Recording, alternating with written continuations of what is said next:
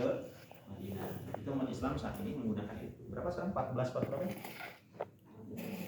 Nah, kita aja jarang menggunakan itu kan. 1446. Ya 2025, 2000. Teman saya ada yang menggunakan itu. Jadi tanggal berapa sekarang dia nggak jawab pakai Masehi, pakai Hijriah. Bukan, maksudnya Masehinya tanggal berapa kan? Nggak apa-apa, silahkan. Tapi dia ini wal qamari idza talaha wan nahari idza jalla. Nahar apa nahar? Kalau nahar,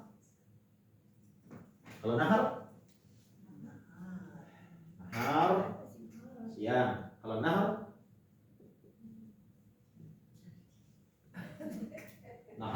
siang. Kalau nahar nih pasti tahu nih. Anhar. Tajri min tahtiha anhar. Sungai. Kalau nahar menyembelih.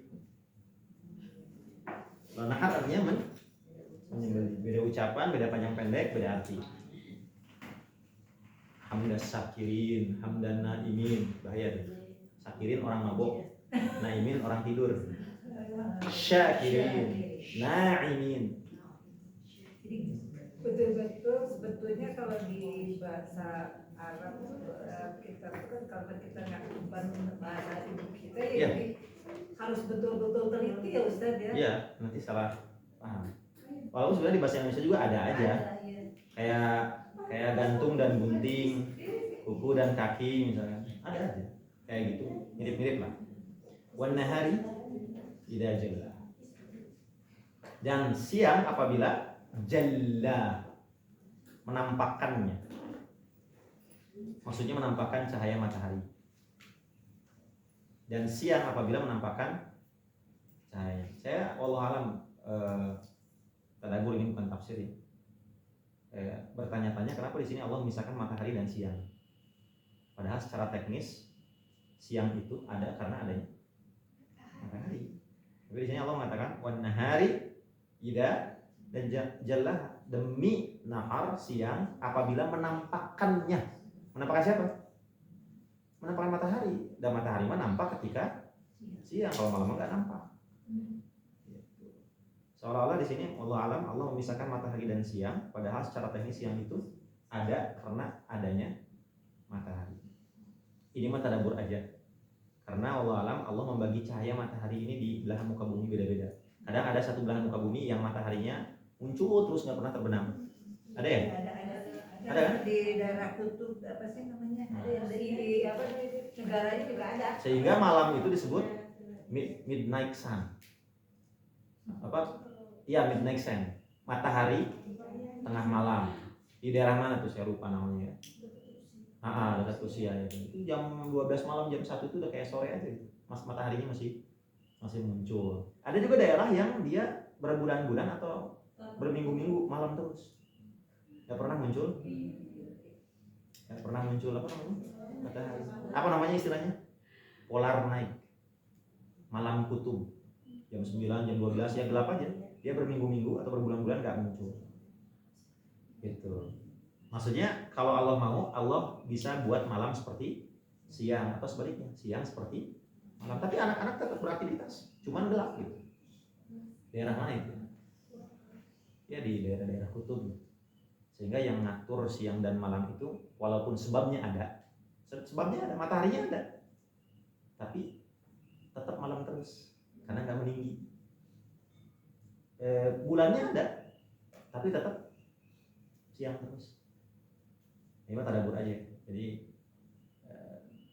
boleh jadi sebab siang itu matahari, tapi kalau Allah berkehendak lain, sebabnya ada. Mataharinya nggak kemana-mana, ada di situ. Tapi waktunya tetap kayak malam. Tadi midnight sun sama polar night. Wan nahari idza jalla, wal laili idza yaghsha. Dan demi malam apabila yaghsha, menutupi. Yaghsha. Ghasyiyah, hal ataka hadithu ghasyiyah. Yang tadi paham ya? Wan nahari idza jallaha. Pahami biasa. Wan nahari idza jallaha, apabila matahari menampakkan siang. Maksudnya siang matahari itu lebih nampak ketika siang hari. wal laili idza yaghshaha, dan demi malam apabila menutupi cahayanya. Ya kalau malam matahari nggak nampak. Pengecualian yang tadi di daerah dekat Rusia ada yang namanya midnight sun. Wal laili idza yaghshaha. Wal laili idza yaghshaha. Gampang, tidak perlu dipahami lebih jauh. Was sama'i wa ma banaha, dan demi langit wa ma banaha. Kata ma itu maknanya bisa dua. Bisa yang, bisa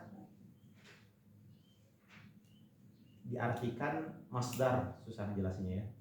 Intinya artinya was sama'i wa ma banaha, dan demi langit dan demi langit dan yang membangunnya. Siapa yang membangunnya? Allah. Ma di sini artinya bisa man, kata ulama. Nah, was-sama'i walladzi banaha, demi langit dan yang membangunnya. Siapa? Allah. Atau yang kedua maknanya masdariyah. Saya sulit mencari padanan katanya, intinya gini. Masdariyah itu demi langit dan kekokohan bangunannya. Dan kekokohan, cara ngebangunnya gimana, cara meluaskannya bagaimana, bisa kokoh kayak gitu bagaimana, itu maksud dari ma. Dan demi langit dan kekokohan. Ya, ini ada di surat An-Naba. Apa? Naba tuh coba. Amma yatasaalun Allah mihada. Naj'alil arda mihada wal jibala awtada wa ja'alna fawqakum sab'an. Nah, dan kami jadikan di atas kalian sab'an. Enggak disebut langit di sini. Enggak ada kata langit kan? Enggak ada kata sama. Tapi disebut sab'an, 7. Shidada apa tuh? Yang bukan shidad, syadid, yang kuat-kuat, yang kokoh-kokoh. Wal ardi was sama'i wa ma banaha. Wal ardi wa ma, ini ayat cukup mudah jadi tidak perlu mengartikannya. Wal ardi wa ma qahaha, dan demi bumi dengan qahaha. Qaha yang dihamparkan. Demi bumi yang dihamparkan. Ada di surat Al-Mulk ayat 15. Al-Mulk ayat 15. Walladzi ja'ala lakumul arda dhalulan famshu fi manakibiha wa kulu mir rizqi. Jadikan bumi terhampar. Jadikan qaha itu intinya dimudahkan untuk manusia sehingga mereka bisa hidup di situ. Ya. Enggak ada misalkan terlalu curam atau terlalu miring dan sebagainya. Qaha dihamparkan. Cita-cita Elon Musk sebetulnya khayalan terlalu panjang ya. Yang pengen. Iya, bisa jadi. Elon Musk. Dia pergi ke Mars. Punya di Mars gitu. Iya, bisa jadi. Jadi kan bumi, artinya manusia, bumi itu hanya untuk manusia tuh ya memang bumi aja gitu. Iya. Karena kalau tidak salah nanti bisa dicek, sampai saat ini peneliti masih belum berhasil untuk melihat adanya kehidupan di planet atau di tempat selain bumi. Gitu. Jadi kalau dipaksakan ya bagaimana? Gitu. Boleh jadi karena kalau Allah mengatakan dalam Al-Quran bahwa planet itu kaukab itu hanya fungsinya hanya sebagai hiasan. Allah menciptakan segede itu cuma buat hiasan. Bintang, planet bintang. Yang kelihatan mana? Iya, cuma hiasan aja segede itu. Jadi nggak ada makhluknya. Kenapa? Karena sebagian mengatakan karena kalau seandainya ada makhluknya nanti ada keseakanan atau ada pikiran bahwa Adam itu bukan di surga, mungkin aja dari planet lain. Tapi ketika peneliti gagal mencari kehidupan di planet lain dan ternyata nampaklah dalam Al-Quran bahwa planet itu ciptakan, bintang itu ciptakan hanya sebagai hiasan, maka tertutup kemungkinan yang lain bahwa Adam dari planet lah, dari Mars lah, dari Jupiter lah, tinggal tersisa satu kemungkinan Adam turun dari surga. Jadi ada yang nanya ke saya, itu kenapa ya Allah menciptakan planet segede itu tapi kosong? Saya bilang bagaimana kalau Allah menciptakan semua itu hanya untuk hiasan? Ya nggak usah kaget, kan Allah Ma'al Ghani. Maha Allah terserah Allah membuat segede apa, tapi ternyata hanya untuk dijadikan hiasan gitu. Kan kalau kita melebar ya, segede itu kenapa nggak kita tinggal di Jupiter aja yang lebih gede gitu, kenapa mesti di bumi dan seterusnya. Kumaha Allah. La yus'al amma yaf'al, surat apa itu? Allah tidak ditanya terkait apa yang dia kerjakan. Kumaha Allah. Nah kadang-kadang kita nggak ngerti ini, kadang-kadang jadi kayak agnostik kita tuh. Agnostik itu ngomongnya kritik terus Allah. Kunaon sih Allah tuh, kunaon Allah tuh, kumaha Allah. Terserah Allah, nah, namanya juga Allah. Jangankan Allah, bos aja kalau dia punya perusahaan terserah dia. Yang belajar filsafat kenapa ya Ustaz suka jadi kadang-kadang Ya karena begini, dia meloncati sesuatu yang seharusnya dia tidak loncat. tidak pikirkan. Kalau belajar itu harus ngajalur. Jadi kalau kita belajar tentang bahasa Inggris atau apa, kan nggak mungkin langsung present tense atau segala macam, itu ada tahapannya. Bahasa Arab juga sama. Kamu mungkin ujung-ujung langsung belajar jumlah video atau balaghah sastra, pasti ada tahapannya. Ketika seorang melewati sesuatu yang seharusnya dia tidak lewati, ntar terjadi kebingungan, terjadi kebimbangan pikiran. Ya kayak teman saya ceritakan, belajar tauhid yang aneh-aneh, ilmu kalam, akhirnya nggak sholat 2 tahun. Itu di Al-Azhar. Padahal itu sekolahnya Di Al-Azhar, jurusan syariah lagi. Dia jujur ngomong ke saya gini, kakak kelas, gitu. San aku tuh udah sholat loh, 2 tahun. Serius mas nggak sholat? Kenapa? Gara-gara baca buku ini. Kasih saya buku Al-Ibanah di apa? Kayak karangan Imam Asy'ari itu, ilmu kalam atau ilmu akidah. Saya baca ya jelas. Kalau ilmu buku kayak gini dibaca tanpa guru ya bingung. Karena tauhidnya Imam Asy'ari itu nuansa filsafatnya kental banget. Nuansa filsafatnya. Bedain ya antara ilmu akidah sama ilmu kalam. Yang dipelajarin di madrasah aliyah itu ilmu kalam, bukan ilmu akidah. Ilmu kalam namanya juga kalam, apa kalam? Coba omong. Yang maksudnya debat, banyak berdebat. Lamun alaqiyum. Jadi banyak iftirawi itu, banyak mencari kemungkinan-kemungkinan. Kalau seandainya Allah itu punya ada Tuhan lain selain Allah, maka misalkan Tuhan yang ini harus lebih kuat daripada Allah. Kalau nggak lebih kuat berarti bukan Tuhan. Itu bukan akidah. Jadi pakai logik. Dan ilmu ini kata Imam Ghazali, al-aslu fi ilmu kalam haramun. Pada dasarnya ilmu kalam itu haram kecuali bagi mereka yang memang suka berdebat seperti Zakir Naik dan apa bisa dipelajari. Ini ilmu dipakai untuk membela aja. Membela akidah umat Islam. Dalam Kristen apa namanya? Lupa saya. Ada istilahnya, para pembela akidahnya Nasrani yang Trinitas itu ada istilahnya. Apos gitu dah pokoknya. Nah itu seperti para ahli kalam, Zakir Naik dan seterusnya boleh mempelajari ilmu seperti ini. Tapi kalau kita jangan, jadi saya pernah dengar di satu masjid yang lewat di daerah Cianjuang, speakernya dikerasin, ya Allah, masa ibu-ibu diajarin ilmu kalam. Ya nanti malah jadi kecuali kalau misalnya kita berasa bisa. Saya pernah Ustaz ke pengajian yang, tapi dia kenapa lebih banyak jadi ke Pancasila, ke agama apa gitu. Saya bilang ilmu tafsir kemana-mana agama orang lain gitu ya. Lalu saya tinggal aja nggak terusin. Iya kadang-kadang seperti itu. Jadi ada yang seperti itu. Jadi yang membuat apa namanya agama itu sama gitu lah mereka. Pluralisme, ya. Pluralisme, menyamakan semua agama. Itu ya. Wal ardi wa ma tohaha. Balik lagi di sini. Wal ardi wa ma tohaha, dan demi bumi dan penghamparannya. Maksudnya bagaimana Allah mendatarkannya sehingga kita bisa berjalan di atas. Ya bagi kita yang sudah berada di bumi, gak pernah mikir sejauh itu ya. Gak pernah mikir, ya memang kita udah hidup di bumi datar-datar aja gitu-gitu aja, tiap hari gak ada perubahan gitu ya. Kalau ingin tahu ayat ini kayaknya harus jalan-jalan ke gunung. Gimana susahnya naik gunung. Ya, jadi kadang ada satu ayat yang bisa dipahami kalau kita udah nggak menemukan dataran. Ya, ke gunung kan tanahnya begitu dan rasanya enak banget di gunung itu kalau menemukan tanah yang landai. Inilah tenda di situ ya kan. Ayat ini baru mulai kerasanya ayat ini. Tapi kalau kita ada di sini ya nggak kerasa, ya, memang datar begitu. Wal ardi wa ma taha wa nafsin wa ma. Nah, setelah Allah Subhanahu wa taala bersumpah dengan benda-benda langit, kenapa pertanyaannya ke jiwa? Disamain tuh, demi ini itu semua benda langit ya. Coba, betul nggak? Fenomena dan benda langit.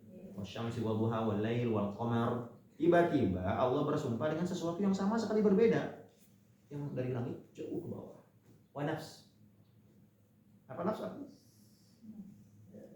Jiwa kan jauh, jiwa mah. Ini berbicara tentang planet, berbicara tentang bulan, segala macam fenomena di langit semua rata-rata, tiba-tiba turun ke bawah. Nafs. Berbicara tentang wa nafsu wa ma sawwa.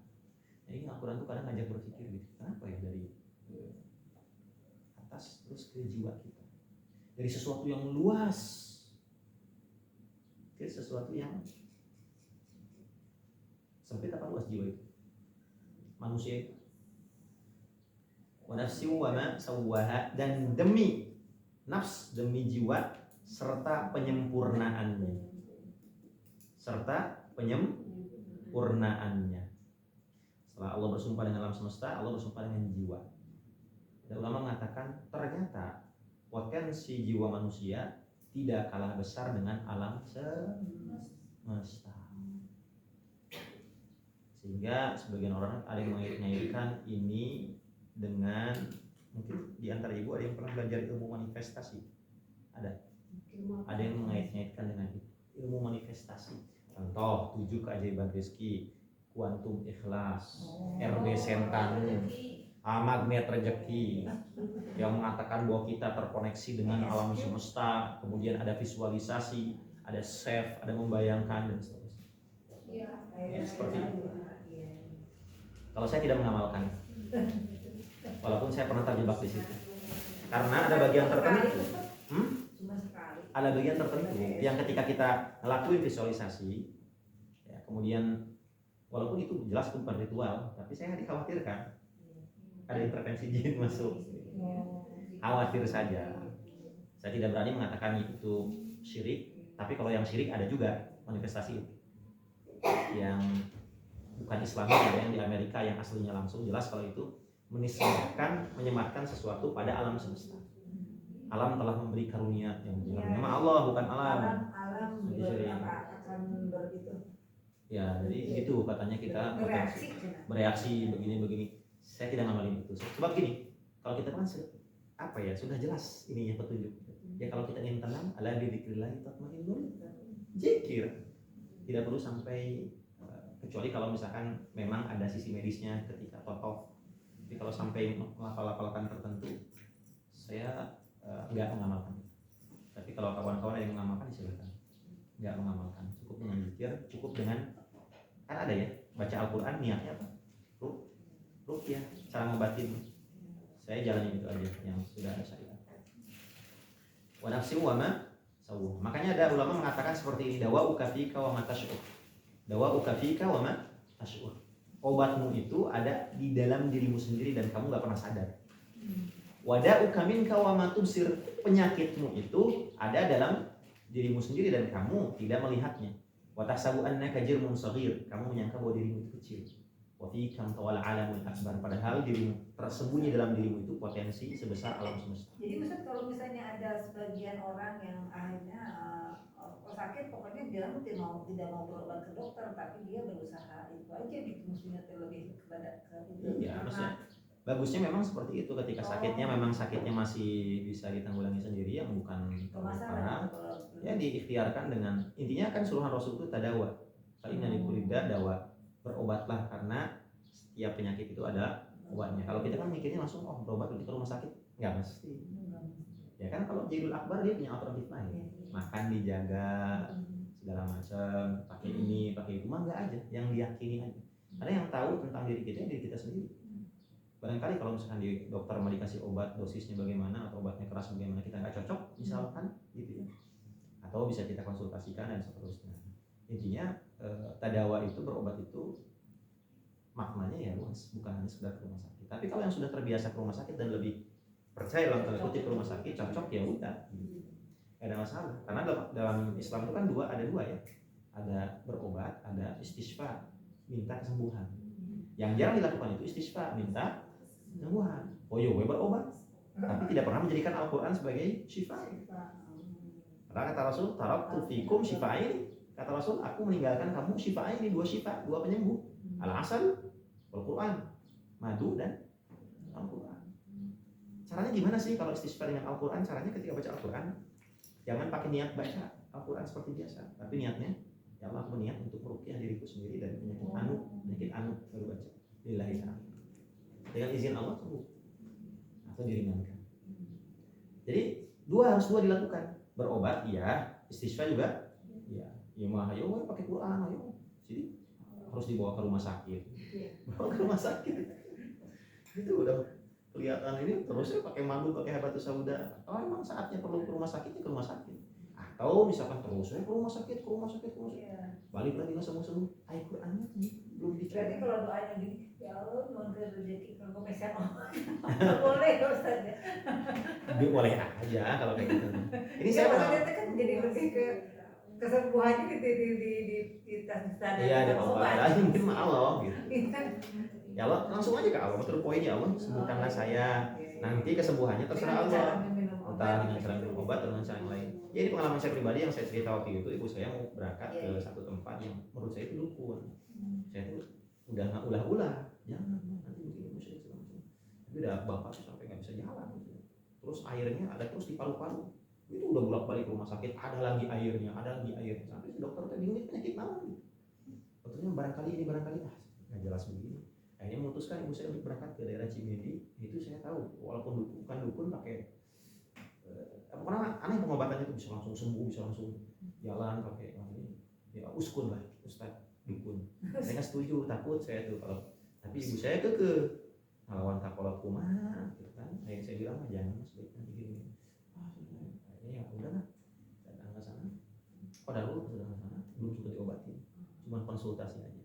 Ya si ustaz ini juga ternyata ngerti medis entah dari mana, cuma ngelihat doang. Oh ini HB-nya rendah, saya nggak mau obatin kalau belum HB-nya ini. Pulang dulu katanya. Jadi cuma konsultasi, cuma dipijat gitu aja langsung. Pas pulang, dia tuh macet. Sesuai sekarang saya mau baca Al-Baqarah, terus ikhtiarna coba pakai apalah apa istilahnya herbal kayak gitu, buah-buahan segala macam. Akhirnya endong ayam kampung, madu, terus koli apa di blender apa segala macam udah semua dibacain, subhanallah bisa jalan sampai sini. Dan gimana mau kesana lagi? Udah. Saya bilangin takut musyrik, gak diterima Tuhan. Terus dengan izin kaget sih. Surprise-nya itu tiba-tiba ke rumah bapak itu jalan kaki. Salah dan tidak dibawa ke sana. Jadi kalau kita yakin betul sama Allah, jadikan Al-Quran itu betul-betul, kasih zam-zam segala macam, insya Allah sembuh. Kan semua langkah sudah ditempuh, bolak-balik kita ke rumah sakit dan gak ada hasil. Dibacakan Al-Quran, alhamdulillah. Sekarang bisa jalan lagi. Gitu ya. Baik, jadi seperti itu. Wa nafsiu wa ma sawwaha. Wah, ini di surat apa? Ada yang namanya khalq. Sabbih isma rabbikal alladzi khalaqa fa saw. Terus apa lagi? Alladzi khalaqa fa sawwa. Terus walladzi qaddara fa ada. Khalq artinya Sabbih isma rabbikal a'la alladzi khalaqa, yang menciptakan. Bagaimana menciptakan itu? Menciptakan itu mewujudkan yang asalnya tidak ada menjadi ada, mengadakan. Gimana tugasnya? Cuman ayah tolong dong bikinin saya apa misalkan tempat parkir atau rumah segala macam, dari tidak ada menjadi ada. Itu khalaqa. Kalau sawwa, apa sawwa? Khalaqa sawwa. Kalau ini membuat dari asalnya tidak ada menjadi ada, kalau ini menyempurnakan sampai pantas disebut manusia. Kira-kira di manusia teh punya apa aja? Ada mata secara fisik, mata kasih mata, telinga kasih telinga, dan seterusnya. Kalau misalkan mau bangun garasi ini buat mobil, kira-kira perlu apa aja? Harus ada pintu, sereleknya, harus ada ada, jadi sempurna seperti sebuah garasi. Ternyata mobil kita itu Pajero nggak masuk. Ini sempit deh. Ini pentingnya kadar. Setelah menyempurnakan bentuknya seperti garasi, harus kadar. Menyesuaikan. Iya, penyesuaian. Karena mobil saya ini Pajero nggak mungkin kalau tingginya segini, karena mobil saya apa nggak mungkin panjang segini, harus dikasih kadar penyesuaian. Ya, kadar penyesuaian, membatasi fungsi-fungsinya. Ya. Mata manusia, telinga manusia hanya bisa melihat dan mendengar sebatasnya, nggak bisa melihat sesuatu yang dibalik itu. Ya. Atau mendengar sesuatu, misalkan seandainya kalau kita diberikan fungsi pendengaran bisa mendengar suara hati seseorang, kayaknya sih nggak akan ada yang punya teman. Ternyata ya kamu nggak akan yang punya teman. Jadi kita nggak bisa mendengar suara hati seseorang, bisikan seseorang, atau melihat sesuatu yang jauh misalkan. Ini qadar, dibatasi, dikasih batasan oleh Allah. Mata ada tapi nggak bisa melihat bakteri. Kalau bisa melihat bakteri, yakin nggak ada yang mau makan. Ada yang mau makan. Ya. Nah setelah diberikan kadar-kadarnya, kayak sudah ada tangan, ada dijelaskan fungsinya, diberi hidayah. Hidayah itu ini fungsinya buat apa? Hidayah itu secara bahasa dikondisikan, dijelaskan ini buat apa fungsinya, buat apa digunakan, gitu ya, itu hidayah. Gitu. Fahada.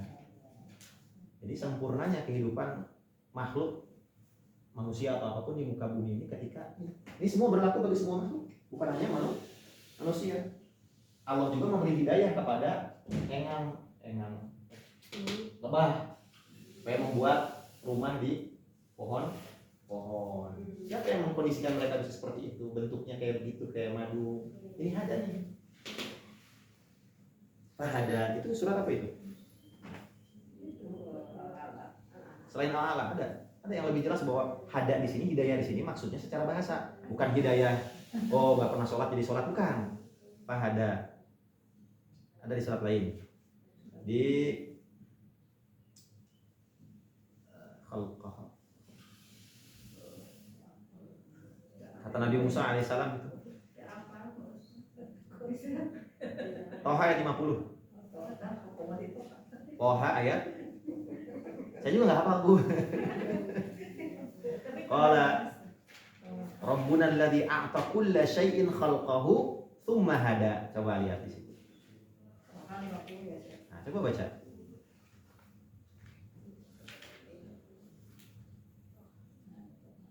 Dua puluh 50. Maksudnya surat ke-20 ayat 50.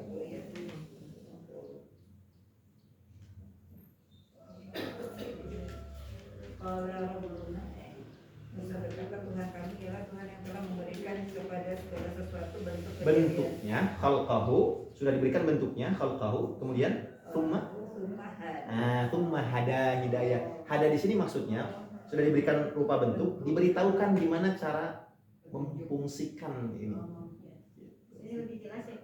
Lebih jelas di sini. Ya, lebih jelas di sini. Jadi kenapa burung itu bisa begitu gitu. Gajah bagaimana cara mempergunakan belalainya itu dikondisikan sama. Maksudnya sudah ditetapkan pada teks itu panjangnya Ustaznya. Jadi hukum-hukum kausal itu sudah ada. Iya. Sebab akibatnya, tapi ketika Allah berkehendak bisa saja ilmunya beda. Hukum itu bisa saja berubah gitu. Iya, kan yang membuat hukum Allah. Kalau Allah pengen langgar hukum itu terserah Allah dong. Secara hukum sebab akibat, kalau api itu membakar, betul. Jadi, tidak? Kalau manusia mah ketika dia berikhtiar harus iya.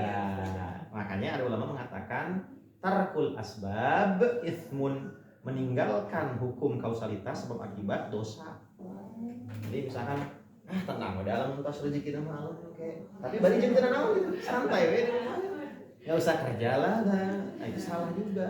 Justru sempurnakan sebab-sebabnya, tapi sebatas menyempurnakan. Jangan sampai sebab ini jadi akidah, keyakinan.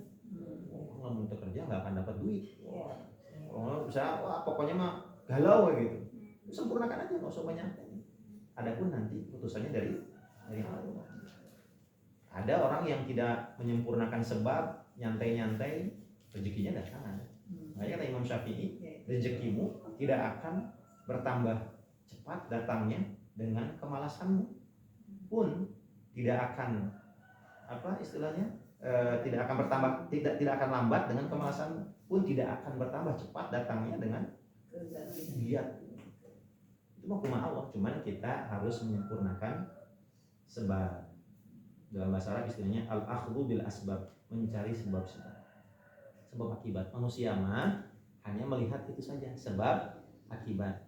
Tidak menghayal seolah-olah ntar juga kalau kayak Nabi Ibrahim bisa meureun gitu. Ntar juga kalau ini bisa meureun gitu. Enggak kayak gitu. Termasuk kayak orang-orang misalkan apa ya sih sholat, ntar juga kalau sudah waktunya ada bisa aja meninggalnya dalam keadaan sujud, ya nggak bisa. Tetap harus diikuti sebab-sebab. Kalau masa mudanya banyak maksiat, ya jangan harap nanti di masa tua dapat hidayah atau tidak. Paham ya? Khalq taswiyah wa nafsi wa ma sawwaha, dan demi nafs sawwaha, menyempurnakan. Fa'alhamaha fujuraha. Jiwa ini semakin sempurna ketika Allah Subhanahu wa taala mengilhamkan. Apa maksud alham atau ilham? Maksudnya menyiapkan si jiwa ini untuk bisa begini atau untuk bisa begitu. Memberikan potensi. Bisa potensi baik, bisa potensi buruk. Fa'alhamaha fujuraha wa taqwa. Akhirnya apa yang terjadi? Kita semua pernah bayi, Bu? Pernah. Dilahirkan sama. Nggak ada bayi tiba-tiba jadi preman, tatona. Nggak. Sama semua. Tapi kemudian karena Allah mengilhamkan, menyiapkan potensi manusia bisa begini dan begitu, mulai muncul. Ada orang yang baik, ada orang yang ingkar, ada orang yang taat, ada orang yang maksiat, ada orang yang fasik. Aya nu soleh nanti soleh pisan gitu ya. Aya nu jahat nanti bener nggak nanggung. Ada yang setengah-setengah antara jahat dan antara baik. Ini karena fa'alhamaha fujuraha wa taqwa. Maka ketika kita tahu bahwa jiwa ini Allah sudah berikan potensi bisa baik dan buruk, ketika ayat ini turun, Nabi itu sering berdoa. Tahu kan doanya? Allahumma ati nufusana taqwa, atau Allahumma ati nafsi taqwa wa zakkiha anta khairu man zakkaha anta waliyuha wa maula. Hafal kan? Hafal? Ini yang barusan hafal? Doa itu sering dibaca. Allahumma ati nafsi taqwa. Nanti saya kirim. Itu dibaca setelah yang kemarin shock Ustaz. Shock yang kemarin. Ini 400. Bisa nggak Ustaznya yang kembali berpuluh Sama bisa. Ya jangan dibaca semua, Bu. Itu buat referensi aja. Kalau kali-kali kan baca buku tuh model-modelnya bisa begini, Bu. Baca buku tuh bisa kita baca dari daftar isinya, dari awal bisa. Atau kita lihat daftar isi, ambil yang kita suka. Oh ini halaman 100, kita suka. Ambil, udah. Sisanya mah atas, kita dibaca. Ustaz, ini kalau potensi ini artinya kebaikan dan keburukan itu persentasenya sama. Jadi artinya mau kita cenderung kemana itu lebih kepada pilihan pribadi atau memang sudah ditakdirkan begitu. Kalau ditakdirkan kayaknya gimana gitu menakdirkan seperti itu. Ini hati-hati nih. tentang ayat ini. Tentang ayat ini bagian dari iman. Agak berat sebenarnya kalau bagi orang umum untuk menerima. Ketika ayat ini turun, ada sahabat bertanya, wahai Nabi, kira-kira begini nih pertanyaan, wahai Nabiullah, wahai Rasulullah, ada orang berbuat jahat, ada orang berbuat baik, ada orang begini dan begitu, itu tuh karena hasil dari usaha dia atau apa, atau memang sudah ditentukan dari sananya? Apa jawaban Nabi? Sudah ditentukan dari sana. Kaget kalau begitu, nih kata sahabat Nabi, kalau begitu ya sudah, kita nggak usah ngapa-ngapain. Oh enggak, beramal aja. Kullun, kata Nabi, muyassarun lima khuliqa lahu. Setiap orang dimudahkan menjemput takdirnya. Setiap orang dimudahkan menjemput takdirnya. Jadi kalau misalnya takdirnya dia buruk, jadi maka dimudahkan untuk menjemput takdir. Cuman begini kan saya pernah menjelaskan, takdir itu wilayah Allah. Manusia mah tutup mata dari itu. Kalau segala sesuatu dikembalikan kepada takdir, dikit-dikit bawa-bawa takdir, kayak mau jelas. Ini gimana nih, kita mau piknik atau enggak? Kumaha takdir, mau jelas. Mau jelas. Dan takdir mau wilayah. Angkat-angkat. Sok siapa yang tahu takdir? Ada nggak? Nggak ada. Jadi kita mah sebagai manusia, kalau di perusahaan mah, kita mah urusan bos, urusan nggak usah ikut campur, liar nantinya, ya. Atau urusan akuntan kita bukan akuntan, ikut campur liar. Udah kita mah ngurusin. Jadi paham ya? Kita harus paham posisi kita siapa? Hamba. Allah siapa? Tuhan. Kalau hamba, berlakulah layaknya hamba. Itu bukan Allah. Kayak di kampus, kita pinter nih, dosen kita salah, sok mau melawan ke dosen, kita tahu diri dong, ikutin aja, bising kayak diberi nilai. Tapi Allah nggak mungkin salah, tapi Allah nggak mungkin. Kenapa coba? Ya, takdir itu sudah ditetapkan. Kenapa sih? Allah punya sifat, punya nama namanya Al-Alim, yang maha tahu. Kalau takdir itu ini kan kalau itu salah ini bodoh dong Allah. Kenapa nggak mesti berubah? Kalau seandainya bisa berubah ya, di Lauhul Mahfuz ini maksudnya bisa berubah, berarti ada cacat dalam ilmu Allah. Iya dong, bener nggak? Karena Allah salah membuat takdir, bener nggak? Allah mungkin salah nggak? Mungkin salah nggak? Kenapa harus dirubah? Nah cuman kalau ada yang bertanya apakah takdir bisa dirubah, kalau yang nanya nih ya, jawabannya bisa. Ya selesai. Bisa, karena kita konteksnya manusia. Soalnya berusaha bisa, tapi kalau di Lauhul Mahfuz mah sudah. Makanya takdir ada dua, ada mubrom dan mu'allaq. Mu'allaq mah maksudnya gini, mu'allaq itu yang ada di catatan malaikat. Malaikat juga dikasih bocoran tentang takdir orang ini. Umurnya kalau dia rajin silaturahim umurnya 80 tahun. Kalau nggak rajin silaturahim umurnya cuma 60 tahun. Ternyata dia rajin silaturahim 80 tahun. Di sana nggak ada yang berubah. Tertulis di Lauhul Mahfuz orang ini akan silaturahim 80 tahun. Jadi kemudahan, maksudnya Ustaz kalau misalnya kemudahan dia misalnya takdirnya buruk kata ya, ketika ada kesemudahan, artinya ketika dia ingin menjadi baik, usahanya harus lebih lagi atau gimana? Apa? Usaha untuk menuju kebaikannya kan tadi kan sudah ditetapkan takdirnya gitu ya manusia itu. Nah ketika dia ditakdirkan buruk kan sebetulnya tidak ada manusia yang ingin takdir buruk gitu ya. Nah kemudian apakah ingin dia baik, bisa menjadi kebaikan tapi ikhtiarnya harus lebih, nah artinya tingkatnya lebih sulit gitu mungkin. Ya. Tergantung, ini jawabannya mau melangit apa membumi. Kalau jawaban membumi, kalau jawabannya membumi, ya dia harus berusaha untuk jadi lebih baik. Terus kalau berusaha untuk jadi lebih baik. Masih buka kebun pintu itu masih dibuka. Bisa jadi. Ya ternyata misalkan asalnya dia buruk, dengan berusaha akhirnya dia jadi lebih baik. Bener nggak? Kita berpikir bahwa takdirnya berubah di Lauhul Mahfuz, padahal tapi sepaket di Lauhul Mahfuz. Tulisannya begini, orang ini asalnya buruk karena dia berusaha akhirnya jadi baik. Gitu. Tahu maksudnya? Ya, itu kalau Lauhul Mahfuz urusan makanya kata saya juga kalau berbicara tentang takdir bagi dua.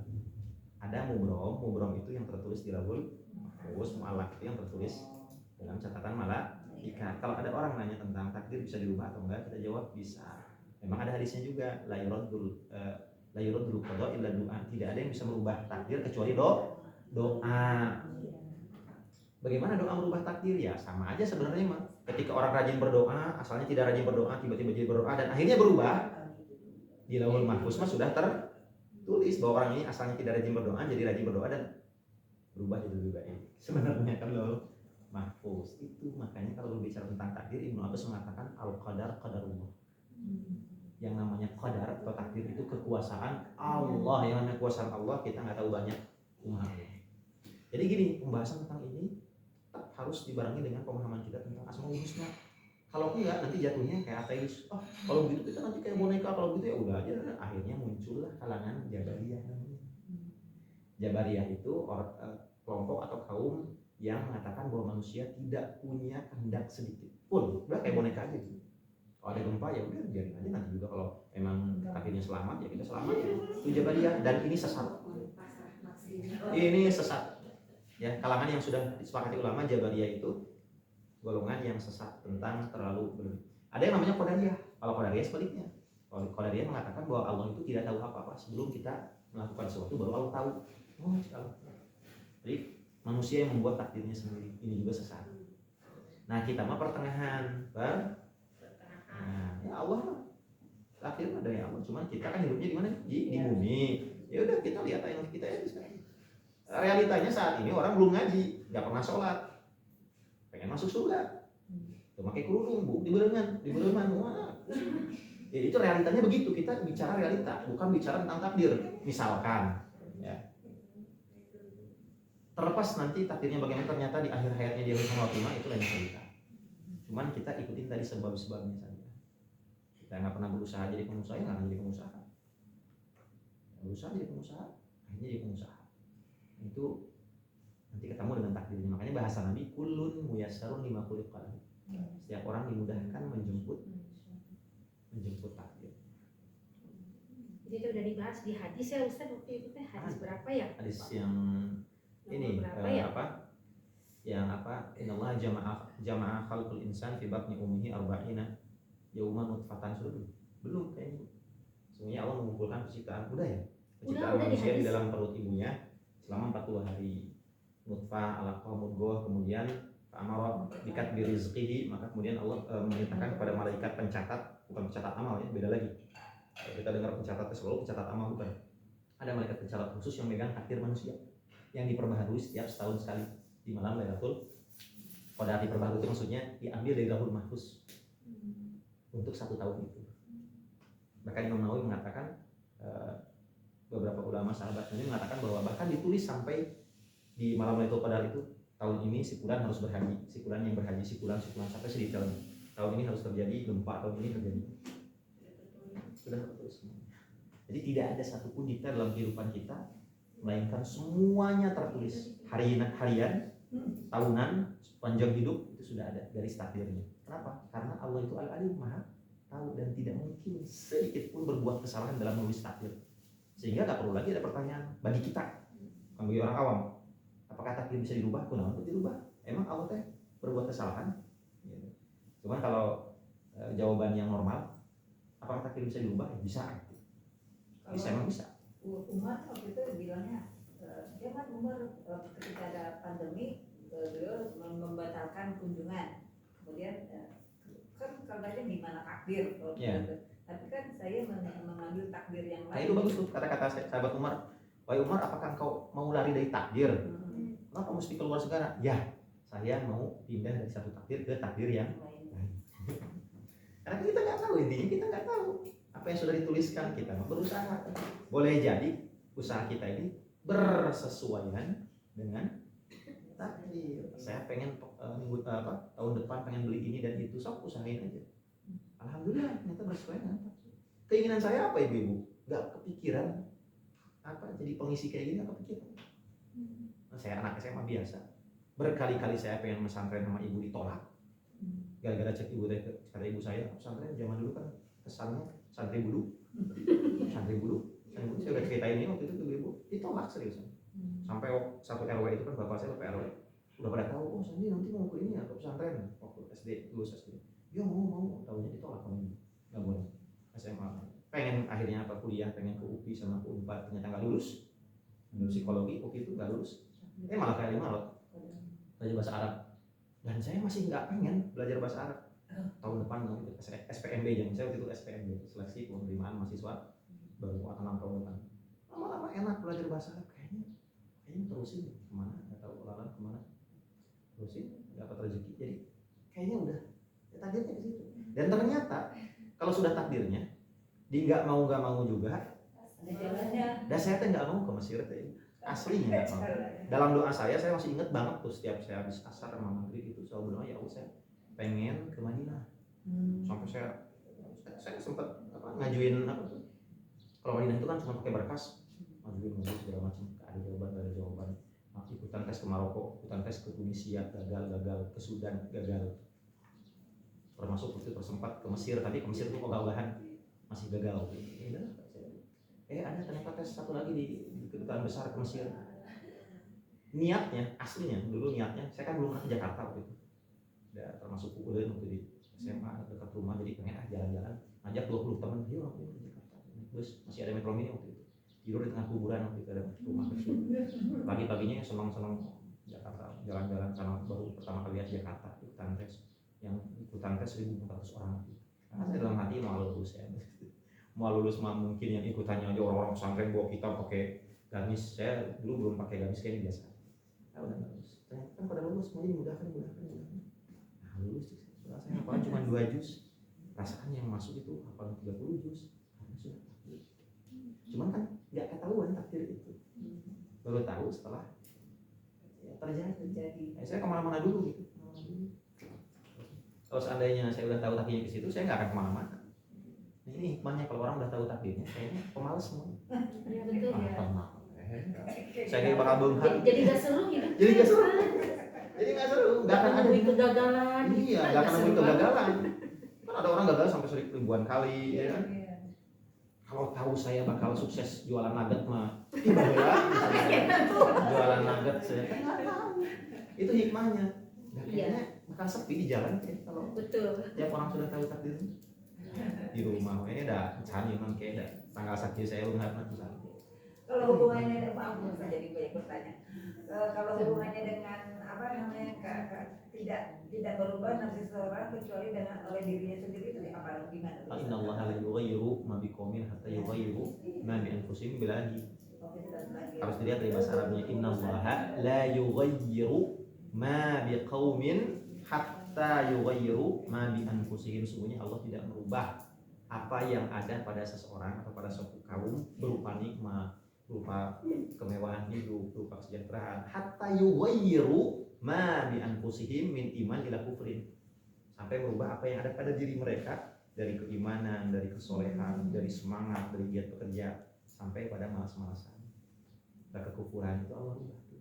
Kayak Bani Israel, asalnya hidupnya luar biasa zaman Nabi Daud, zaman Nabi Sulaiman, karena taat sama Allah. Ketika mereka merubah dengan banyak maksiat, dengan banyak membangkang, membunuh nabi mereka, Allah rubah itu kaum menjadi ditindas di mana-mana mereka berada. Datang ke sini diusir. Itu Israel Zionis waktu itu. Datang ke sini diusir, nggak punya tempat. Makanya ulama itu bingung ketika Al-Quran di surat An-Nisa berbicara bahwa suatu saat Israel itu akan bangkit ilaha, karena nggak pernah bangkit di zaman Israel itu mereka rata-rata jadi budak. Tapi kemudian ternyata kita ngalamin zaman ketika Israel ini saat ini orang Yahudi sukses menguasai dunia, sangat berpengaruh banget. Padahal dulu itu bingung ulama itu nafsir ini gimana ya, orang-orang Yahudi ini pengemis semua, miskin semua, kaget ulama. Kita yang malah ketika Islamnya lagi terpuruk terus jadinya. Nah iya, kita ya nasib kita hidup di zaman Islam terpuruk. Nggak apa-apa, yang minimal kita sendiri tidak terpuruk. Walaupun secara umum umat Islam saat ini sedang terpuruk karena meninggalkan agama mereka sendiri dan lebih percaya pada hal lain, yaitu urusan mereka. Yang penting kita jangan ikut terpuruk. Itu maksud dari Inna Allah tidak akan merubah keadaan seseorang sampai mereka merubah apa yang ada dalam diri. Apa yang ada dalam diri? Hati mereka, jiwa mereka dikotori, nggak pernah sholat, ninggalin sholat, apa segala macam itu Allah rubah kehidupan. Jadi rungsing hidup kayak gitu. Jadi Islam bisa sukses tuh kalau memang mengikuti gaya Islam gitu. Jelas, itu mah kata-kata sahabat Umar. Apa kata sahabat Umar? Tegas sahabat Umar itu dari dulu. Nahnu qaumun, kata beliau. Kita ini adalah kelompok, kita ini maksudnya orang Islam. Nahnu qaumun a'azzanallahu bil Islam. Kita ini ya, kalian harus tahu adalah kaum atau kelompok yang Allah tinggikan dengan Islam. Yang Allah muliakan dengan Islam. Wa idza aradna al-izzata bi ghairi. Kalau kita menginginkan kemuliaan selain dengan Islam, adzallana Allah. Allah akan runtuhkan, Allah akan hinakan. Kan cerita ya orang kondisi umat Islam saat ini seperti apa. Orang yang disodorkan 2 air, yang satu comberan, yang satu air bersih. Bukannya milih air bersih, malah milih air comberan. Diminum 5 menit kemudian dia perlu ngeluh, nyalahin orang lain. Kenapa sih itu? Masalah dia sendiri. Kenapa milih air? Kenapa milih selain Al-Quran? Kenapa milih selain As-Sunnah? Kenapa milih yang lain, mengikuti yang lain, bukan mengikuti Nabi Muhammad SAW? Satu aja jawabannya, karena nggak paham. Karena nggak paham. Orang itu cenderung meninggalkan suatu, musuhi suatu, nggak peduli dengan suatu ketika mereka tidak paham manfaat sesuatu itu. Sehingga monyet nggak gulung kalapa itu enak, tapi karena monyet itu tidak tahu bahwa isinya itu enak, ya akhirnya tendang segala macam gitu. Nah begitu pula kita, Al-Quran ini luar biasa. Cuma karena kita nggak tahu isinya, dianggap biasa.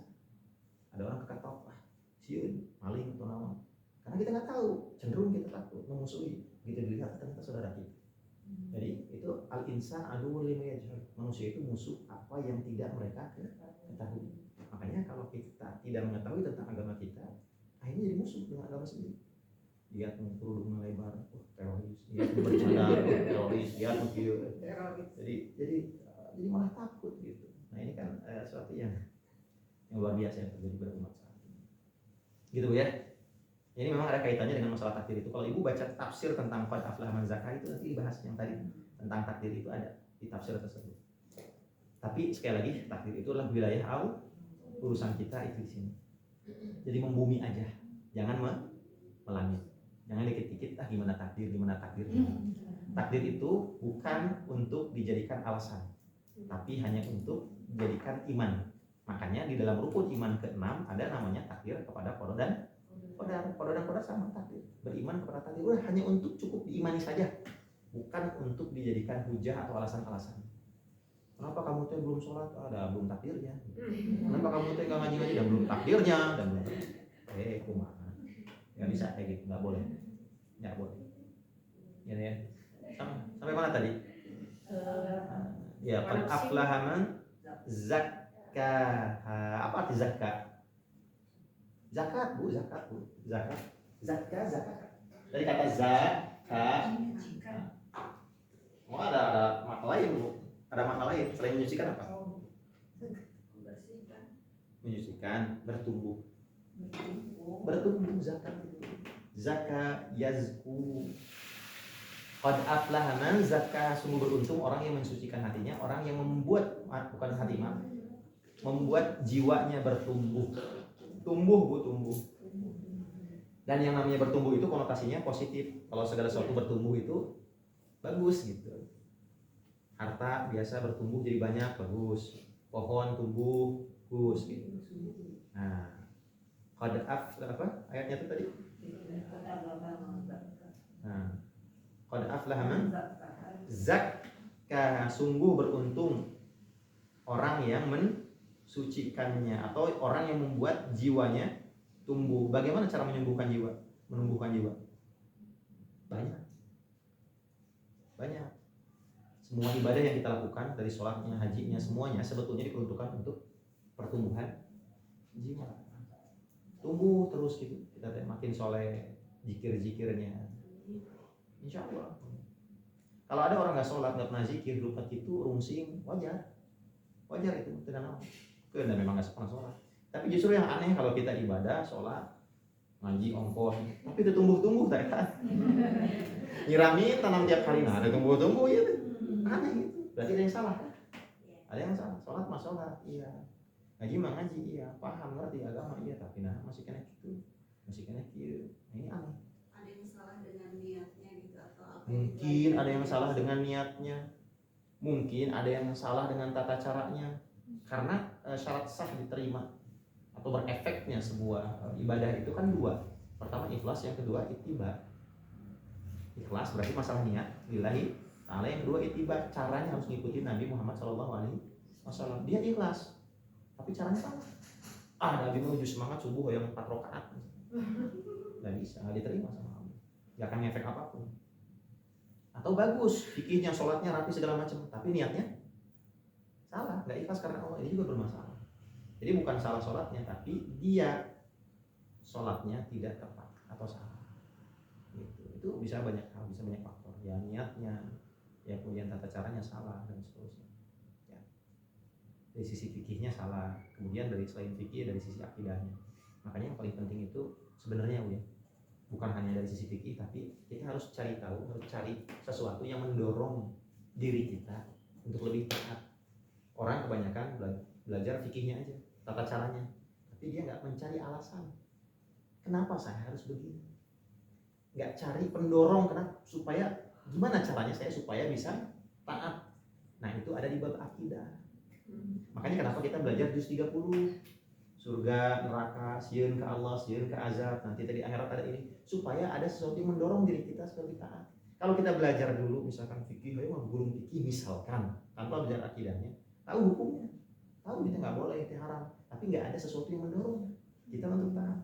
Itu kali-kali mah haram itu dan haram. Nah, akhirnya nggak akan ditaat. Coba bayangkan Nabi Muhammad SAW berdakwah di Mekah 13 tahun itu nggak pernah ada ayat syariat yang turun, nggak ada.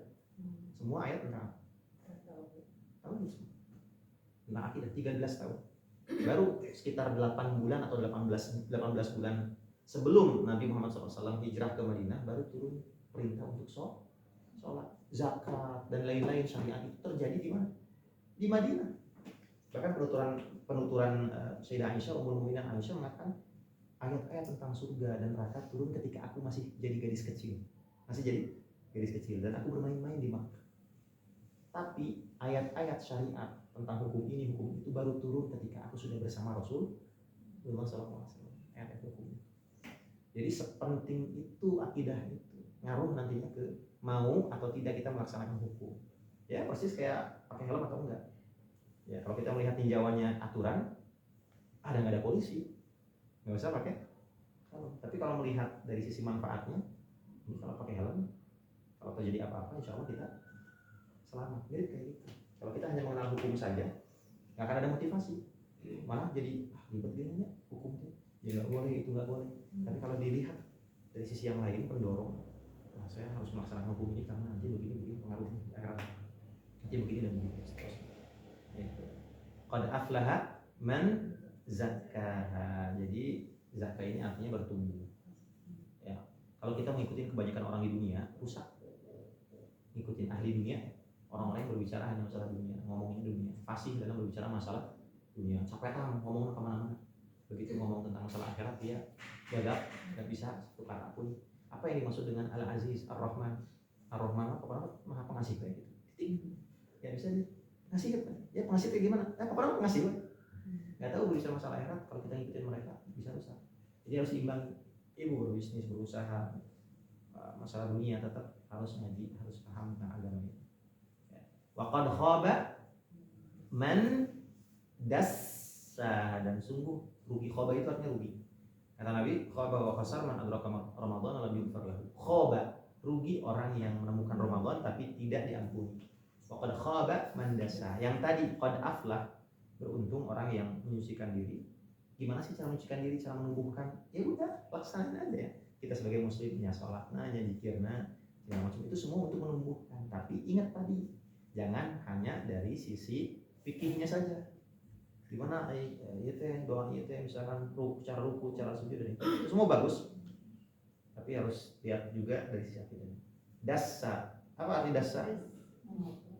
Surat An-Nahl ayat 59. Ada kata dassa yadusu di situ. Arti kata dassa itu membenamkan. Membenamkan. Apa ya membenamkan tema? Mencelupkan, membenamkan. Yadusu fit turab, surat An-Nahl 59. Kalau di situ diartikan dikotori. Kenapa dikotori? Karena asli kata dassa itu dibenamkan ke dalam lumpur. Dibenamkan ke dalam lumpur. Kalau seseorang dibenamkan dalam lumpur itu pasti kotor. Yadusu itu Ayat berapa Ustaz? surat An-Nahl ayat 59. Itu mah untuk arti kata dassa aja. Kalau kita ingin mengetahui arti kata dassa yadusu, ada di surat An-Nahl ayat 59. Ayat 59 An-Nahl. Itu ada dassa yadusu. Yadusu bentuk fi'il mudhari. Am yadusu fit turab, atau mereka membenamkannya ke dalam tanah. Hidup-hidup. Bercerita tentang tradisi orang jahiliyah yang membenamkan anak-anak perempuan mereka ke dalam tanah. Waqad khaba man dassaha, dan sungguh rugi orang yang membenamkannya ke lumpur. Ya, ini masalah tazkiyatun nafs yang sudah pernah saya jelaskan sebelumnya. Ada pertanyaan sampai sini? Ustaz, itu saya lupa lagi yang sampai keluar hukum Zaid bin Harits itu. Oh ya, tentang ini ya. Ya, Tentang itu ada di Nabi. Mekah atau di Madinah berarti kalau gitu ya? Kalau Zaid lihat aja surat itu turun di mana. Zaid ya. Iya. Watoro yang Idzaqul al-Azab, surat al-Azab. Al-Azab Makkiyah atau apa? Ada yang tahu nggak al-Azab?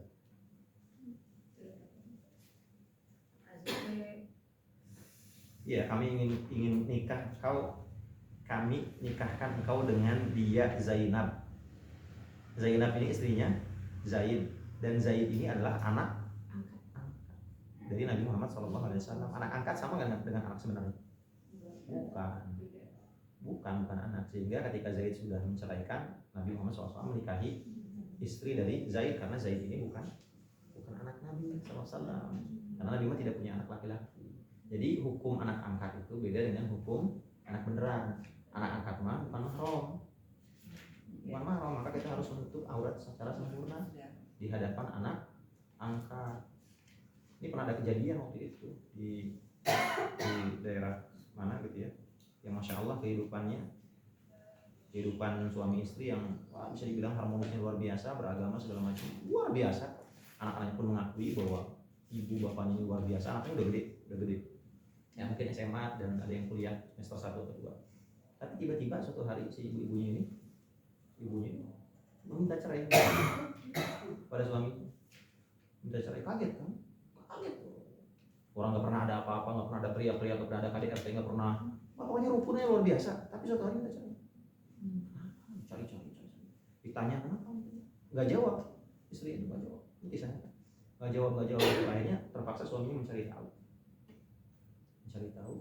yang ternyata bahwa di kampusnya, karena istrinya dosen, di kampusnya itu ada seorang mahasiswa dari istrinya dosen punya mahasiswa laki-laki yang kelihatan masih muda, mungkin berondong atau bagaimana ya, yang merasa iba awalnya dari rasa iba, karena dia dari kampung masih suka dikasih sama si ibunya itu, dikasih lama-lama nyaman dan seterusnya, akhirnya suka curhat.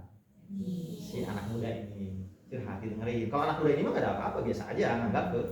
Akhirnya sampai pada statement, boleh nggak saya nganggap ibu sebagai ibu angkat.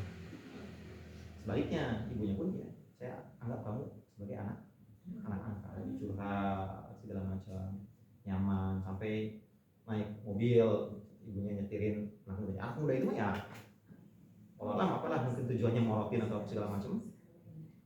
Akhirnya memutuskan untuk cerai dan mengejar si anak muda ini sampai anak mudanya itu lulus. Ibunya udah cerai akhirnya dan tidak menikah. Nah, tuh anak muda ini udah istilahnya mungkin mau morotin atau bagaimana, alam ya, mungkin karena ya anggap ibu aja biasa gitu. Nah, ini kan setan yang luar biasa sekali ya. Jadi gini, maksudnya gini ya, tetap anak angkat itu ya bukan anak beneran. Batasan mahram juga harus jangan ada alasan misalkan ya memang ibu ini luar biasa aktivis soleh, mungkin karena anggapan tenang Nabi mah orang soleh dan yang toskia mulai. Saya bilang bahwa fitrah itu tidak bisa dihancurkan sekalipun oleh kesolehan. Fitrahnya perempuan suka laki suka perempuan, nggak bisa dihancurin. Jangan mentang-mentang saya mau ustaz, saya mau apa, tenang kalem, iman mah tebal segala macam, nggak bisa. Jangankan ustadz apa kiai, nabi aja sekelas Nabi Yusuf alaihissalam ya kan, kalau tidak ditolong sama Allah. Jadi ini berbicara tentang kalau misalnya ada orang yang mengadopsi anak terus laki-laki, kan berarti kan bukan mahram ya. Nah, si ibunya ini harus menutup auratnya apa enggak ke anaknya laki ini yang iya harus menutup secara sempurna sampai anaknya sampai balik. Kalau udah balik ya harus menutup. Kalau misalkan belum balik apa? Kalau angkat anak harus bisa menyusui barangkali ya Ustaz ya. Gimana? Kalau ngangkat anak, kalau misalnya itu kan laki-laki atau perempuan, tetap aja harus disusui dulu sama si ibunya gitu barangkali. Iya. Jadi saudara susuan tapi tidak lantas jadi anak. Kalau saudara ya nanti jadi saudara, kita punya anak, ini punya anak juga, anak angkat, jadi saudara sesusuan, tapi anak yang disusui oleh kita tidak lantas jadi anak. Tidak lantas jadi anak. Tetap aja. Tapi kan jadi mahram kan? Apa? Kalau misalnya anak orang lain disusui oleh kita misalnya apakah itu? Iya, orang lain jadi mahram, jadi ibu susu. Iya, jadi ibu jadi ibu susu dan diperlakukan seperti ibunya. Kalau si ibu susunya ini punya anak, maka anaknya ini seperti saudaranya. Makanya nggak boleh nikah. Nggak boleh nikah. Terus bibi dari si bibi saudaranya juga sama seperti diperlakukan seperti bibinya juga. Gitu kalau sesuatu itu seperti itu. Intinya kalau anak angkat itu sederhananya bukan anak asli, sehingga kalau sudah dewasa si anak angkat itu harus tutup aurat secara sempurna. Makanya kenapa Nabi Muhammad SAW menikahi Zainab, istrinya Zaid, sebagai anak angkat, karena itu bukan anaknya Nabi. Dan pernah dipanggil dengan bin siapa gitu, dinisbatkan ke orang lain. Jangan, kata Nabi, panggillah dengan nama bapak aslinya. Kalau tidak diketahui bapaknya, ya? Kalau tidak diketahui dengan nama bapaknya, Ya. kan ada juga yang Bin fulan aja. Gitu. Intinya jangan menisbatkan anak yang bukan anak kita ke binnya itu ke termasuk tidak boleh menikahkan juga ya Ustaz. Jadi walinya tuh maksudnya kalau perempuan ya, jadi ayahnya ya harus dicari dari keluarganya. Kalau nggak ada ayahnya siapa yang naik itu ada kan susunannya ya. Naik. Kita nggak bisa, kecuali kalau tidak ditemukan maka nanti walinya adalah wali hakim. Ini Ustaz Al-Azhar di Madaniyah berarti turun itu kan memang di Madaniyah ya? Madinah. Saya pikir Makkiyah gitu. Iya, berarti di Madinah tuh. Secara umum kan gitu ya, kalau di suratnya Madinah berarti turun di Madinah, walaupun ada surat yang turunnya yang secara umum Mekah, tapi ada bagian ayatnya itu yang turun di Madinah. Kira-kira seperti itu. Ada lagi yang lain?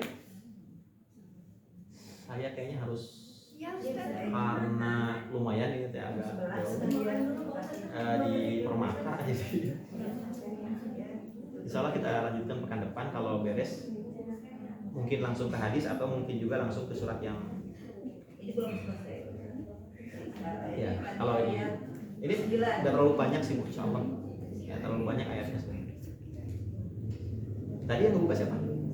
Ayat. Mudah-mudahan apa yang telah Ustaz sampaikan Allah berikan